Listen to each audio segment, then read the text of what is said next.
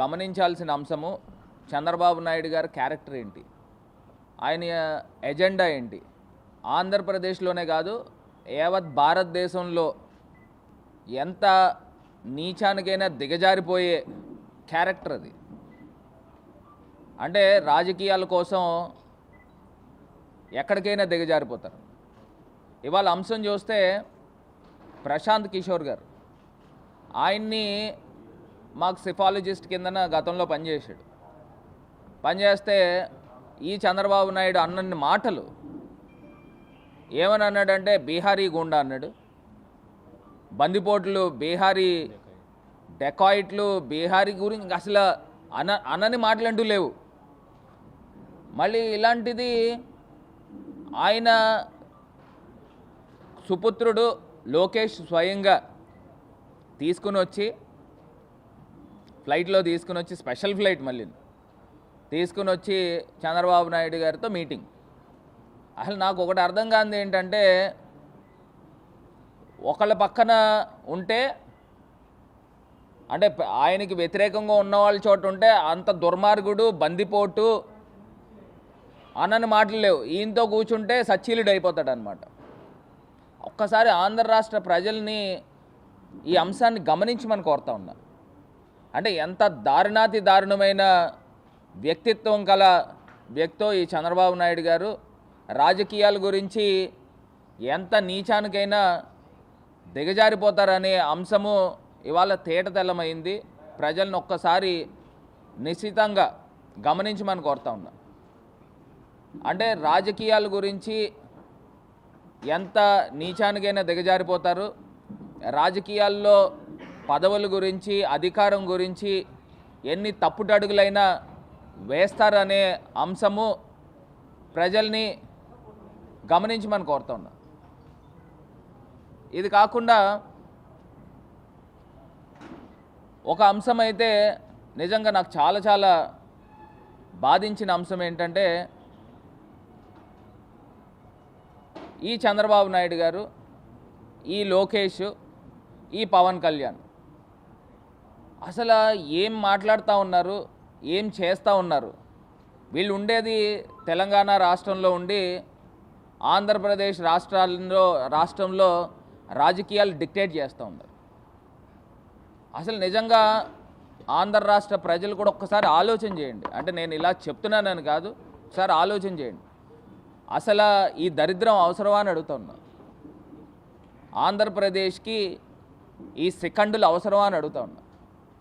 వీళ్ళ ఇక్కడ ఇల్లు కట్టుకోరు, వీళ్ళ ఇక్కడ ఉండరు, ఏదో చుట్టం చూపు చూసి వెళ్ళిపోతూ ఉంటారు.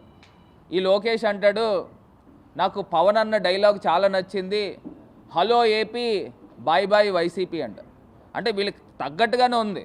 అంటే వీళ్ళు ఏపీలో నివసించరు కాబట్టి హలో ఏపీ అంటున్నారు.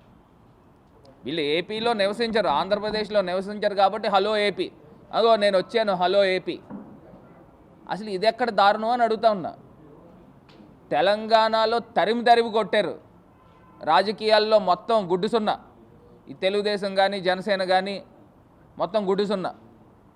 ఇక్కడ ఆంధ్రప్రదేశ్లో మనం ఎందుకండి మొయ్యాల్సిన అవసరం ఏముందండి. ఇవాళ జగనన్న ఒకటే చెప్తా ఉన్నారు, నేను ఏదైతే హామీలు ఇచ్చానో, నాకు ఏదైతే నేను మేనిఫెస్టో చూపిస్తూ ఉన్నానో అది నాకు ఖురాన్, బైబుల్, భగవద్గీత అని క్లియర్గా చెప్తా ఉన్నారు. ఇచ్చిన 10 హామీల్లో 9 హామీలు, పోనీ ఒక హామీ చేయలేదని అనుకోండి, ఇచ్చిన 10 హామీల్లో 9 హామీలు నెరవేర్చుకున్నారే. ఈ చంద్రబాబు నాయుడు ఇచ్చిన 10 హామీల్లో ఒక్క హామీ అయినా పూర్తిగా నెరవేర్చారని అడుగుతున్నా. ఒకటి కూడా నెరవేర్చలేదే. మళ్ళీ భవిష్యత్తు గ్యారంటీ, బాబు షూరిటీ అని చెప్తున్నారు. అసలు ఎవరికి షూరిటీ, ఎవరికి గ్యారంటీ? ఆంధ్రప్రదేశ్ ప్రజలు ఎవరికి కూడా గ్యారంటీ లేదు, షూరిటీ లేదు. నేను ఒక్కటే అంశం చెప్తున్నానండి. ఇవాళ జగనన్న డీబీటీ కిందన ఎవ్వరు ప్రమేయం లేకుండా ఆయన ఒక బటన్ నొక్కుతున్నారు, ప్రజల ఖాతాల్లోకి డబ్బులు వెళ్తున్నాయి. సుమారుగా 2.5 లక్షల కోట్ల పైనే ఈ 4.5 సంవత్సరాల్లో ప్రజలకు డబ్బు వెళ్ళింది. అంటే ప్రజలు జీవన విధానం, జీవన శైలి మారుతూ ఉంది. ఈ డబ్బుతో వాళ్ళు ఏమి దుబారా ఖర్చు పెట్టరే. వాళ్ళు కుటుంబ స్థితిగతులు మెరుగుపరుస్తూ వ్యాపారాలు చేసుకుంటూ ఇవన్నీ కార్యక్రమాలు చేస్తున్నారు.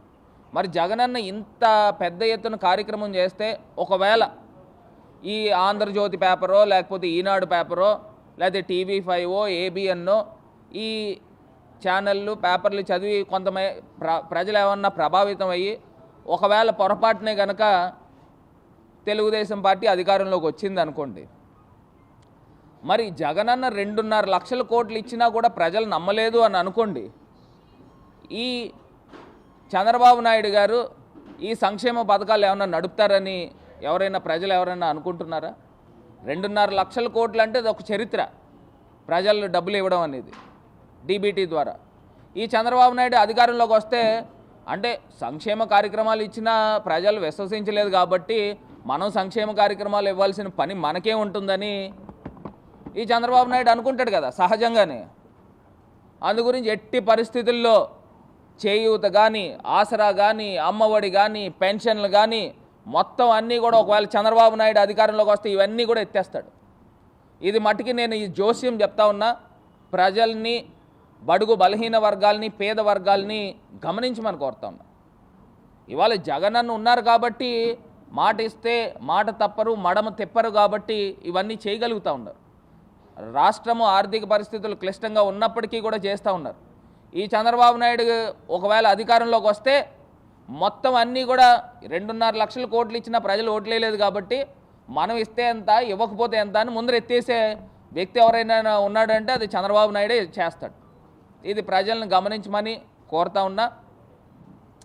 ఈ అంశాలతో ఇవాళ ఆంధ్రప్రదేశ్ రాష్ట్ర వ్యాప్తంగా కూడా ఈయన చెప్తా ఉన్నాడు.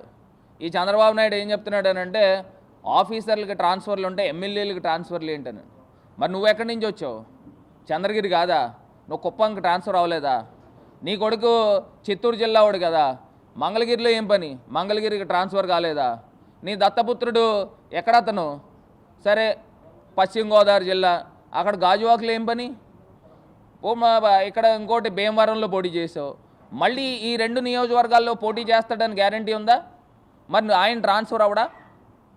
అంటే ఇవాళ జగన్మోహన్ రెడ్డి గారు ఆయన ఎమ్మెల్యేలని ఎక్కడ పెట్టినా గెలుస్తారు కాబట్టి అది ఛాలెంజ్. ఆయన ఇప్పుడు ఒక ఎమ్మెల్యే, ఇప్పుడు నేను పార్లమెంట్కి పోటీ చేశాను గతంలో, ఇప్పుడు నన్ను ఎమ్మెల్యేకి పంపించవచ్చు. ఎమ్మెల్యేకి పంపిస్తే గెలుస్తారనే కదా. అంటే ఆయన తాలూకా ఎమ్మెల్యేలని ఎక్కడి నుంచైనా పెట్టి గెలిపించగల సత్తా, సామర్థ్యత ముఖ్యమంత్రి గారికి ఉంది. అది ఫస్ట్ మీరు తెలుసుకోండి. సో ఈ అంశాలతో ఆంధ్రప్రదేశ్ వ్యాప్తంగా జరిగే కార్యక్రమం. మరిన్ని వీడియోస్ కోసం ఛానల్ ని సబ్స్క్రైబ్ చేయండి. లేటెస్ట్ అప్డేట్స్ కోసం వాట్సాప్ ఛానల్ ని ఫాలో చేయండి. అండ్ లింక్ డిస్క్రిప్షన్ లో ఉంది.